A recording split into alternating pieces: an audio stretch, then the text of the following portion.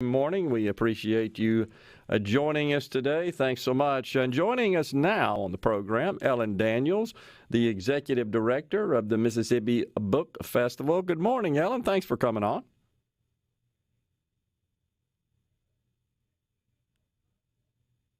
Check your audio there, Ellen. Are you on mute? Good morning, Gerard. Thank you for having me. Sorry. No problem. You bet.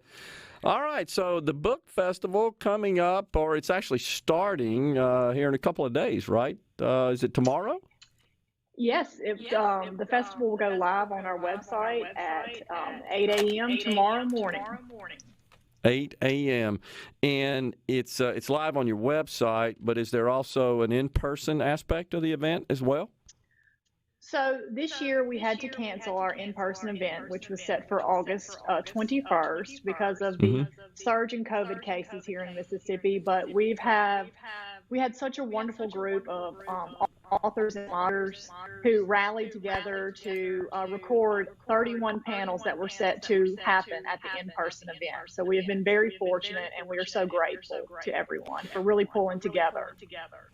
Yeah, and I understand. And so does the festival feature or focus on Mississippi authors?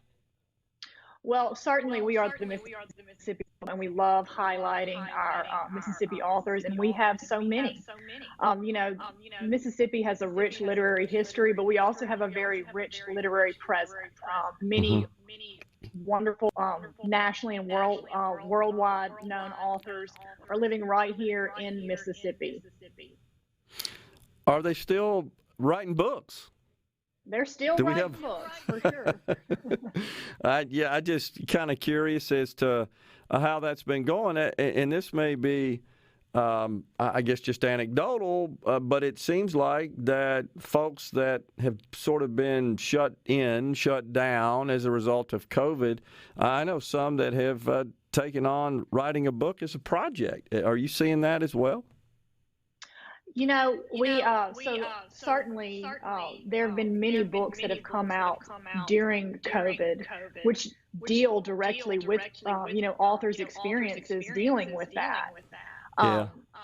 This year, we always have Authors Alley at the in-person event, and that is where self-published authors can come and sell their books and, create a fan base and, meet fans of their work. And several that were set to appear this year were selling books that they had written during COVID about that subject. So we look forward to having them again in 2022. So how can one log on and attend? So tomorrow at 8 a.m. on our website, which is www.msbookfestival.com, you will come to the 2021 festival page, and we will have all of our authors and moderators and the listed on that page. And so you can view them at your leisure. Gotcha. What's sort of the profile, if there is such a thing, of the typical person that participates, that views, that attends? Well, the festival started in 2015, and over that time we have grown a huge audience because there's a certain magic at the Mississippi Festival. So we have a very large audience which comes to the in-person event and who views our virtual event. We think that they will spread the word, tell their friends who might not have ever attended the Mississippi Book Festival or watched any of our virtual events. So it's word of mouth, and then we have, a big social media push about this. We're going to keep talking about this for a while because so many of the authors that came all of the authors that came or participated are so wonderful, and their books are fabulous. Yeah. Who selects the books to feature, to showcase? Is there a selection process, and how do you do that? There is a selection process, and Gerard, as I'm sure you know, there are so many books that come out in a single year. Yeah. And we have what we call our official panelist committee. And this is a small group of people who, knows the book world very well, and we labor over these panels all year long. Who will be invited, what will the panels focus on, and kind of the chemistry of a panel, what authors will work well with others. So it's a very long process. It's a labor of love, and we all love doing it. Yeah. Yeah, that's awesome. Are you seeing a decline in book readership? How's that looking? I will tell you, I think the publishing world has done incredibly well during COVID because, Yeah. people were in their homes, they weren't going out to, public. So people have really started reading more than they were, I believe. I certainly know. I mean, I read a ton of books every year, but it has really picked up since March of 2020. Yeah. Yeah, absolutely. And gosh, when you think about Mississippi's connection to the literary world, it's pretty special, is it not? It's incredibly special. I mean, some of the greatest authors of the English language were born and raised in Mississippi. Yeah, our I good mean, friend and colleague Steve Azar says there's just something in the water that just kind of breeds artistic talent here in Mississippi. When you think about the literary works produced, music produced, etc., it's really pretty yeah, special when you consider how small a state we have. it really is. And Steve Azar, he is a Delta boy, as Yes. I'm a Delta girl. So Yeah, he says of that. course. And Mississippi, I say there's no place like it on earth. It's a wonderful place. We have a troubled history, and I think that really breeds creativity and inspiration in trying to kind of deal with some of the challenge that comes with living here, but some of the joys that come with living here. No, I think that's right. I think that's a good point.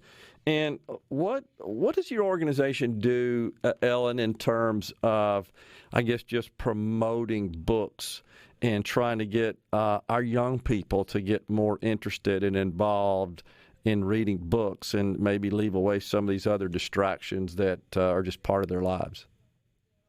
That's a wonderful question, and nothing speaks more clearly to the book festival's goal than getting young people engaged with reading and getting them Yeah. excited about reading. So every year, the day before the festival on Friday, we have our Kid Note event, and that features one or two really well-known, fabulous middle grade or young adult authors. And this year we had Nick Stone with her newest middle grade book, Clean Getaway. And we had planned for that to be virtual because we've learned a lot during COVID. We learned what we can do Yeah. virtually. And Sure. Nick Stone reached over 9,300 school children across the state of Mississippi with our Kid Note event. Wow, that's awesome.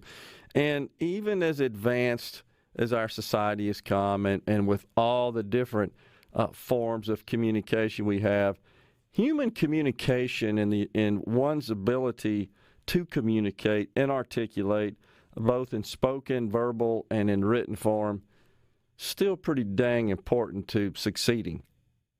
Well, again, I think we learned that more than ever this past year when we were kind of so Yeah, isolated and just yeah. human contact and human interaction, whether it's, being able to be with friends or connect with a book. Um, it's so important.